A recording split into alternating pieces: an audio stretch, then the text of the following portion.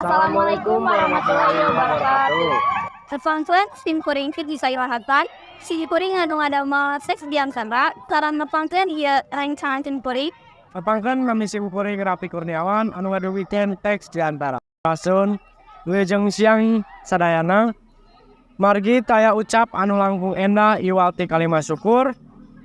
Anu datang tina hate suci pikeun ngagunakeun mantona Allah Subhanahu wa taala. Salawat sadarang salam, ayo urang sami-sami panjatkeun ka junjungan Nabi Muhammad sallallahu alaihi wasallam. Rencangan sadaya anu kusimu kuring dipikanyaan. Dina kesempatan saya ieu tepangkeun nami sim kuring Rapi Kurniawan. Sim kuring bade ngadugikeun diantara ngeunaan rumaja sarta alkohol.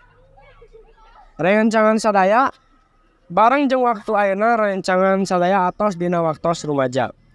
Waktos anu di mana rencangan sadaya atos terang mana anu leres mana anu lepat. Mohon.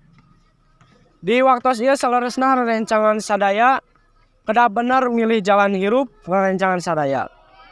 Ame rencangan sadaya tiasa menangkeun ka hareupna anu leres. Tapi rencangan sadaya seueur keneh rumaja-rumaja anu sejen masih keneh ngesian waktos rumaja aranjeunna kalayan alkohol. Beureun ayeuna alkohol geus jadi lumrah kanggo aranjeunna tanpa terang naon pangaruna. Ras. Ada saur nu nginum teh. Lihat rumaja sim kuring mah saur masalah taya nu ngarti sarta alasan sejen. Sabenerna kumilih asosiasi positif oge. Rencangan sadaya tiasa meunang eta rengse dina ragam alus lain ku lumpat meuli alkohol. Aya seueur jenis minuman alkohol ayeuna dijual di mana-mana. Sanaos seueur pisan pangaruh anu goreng pikeun anu nginum eta. Hiji, ngajieun kacanduan. Kadua, bisa ngarusak hate sarta organ. Katilu, nyebabkeun penyakit kawas penyakit jantung atawa nyebabkeun darah tinggi.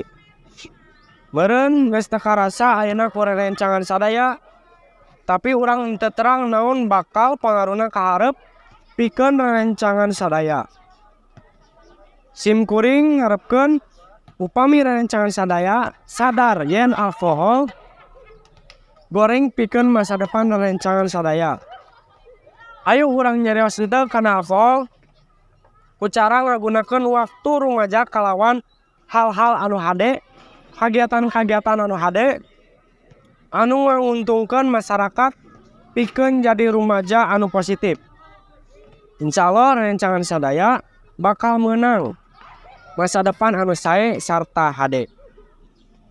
Hayu urang janten generasi anu cemerlang sarta mulia dina masa depan anu bakalan datang.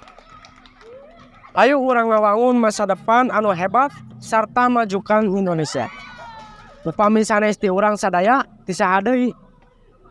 Sugan cekap diantara ti sim kuring siang ieu hapuntenna. Sangudaya kalepatan sim kuring mugia aya mangfaatna kanggo rencangan sadaya. Hatur nuhun wabillahi taufiq wal hidayah. Wassalamualaikum warahmatullahi wabarakatuh.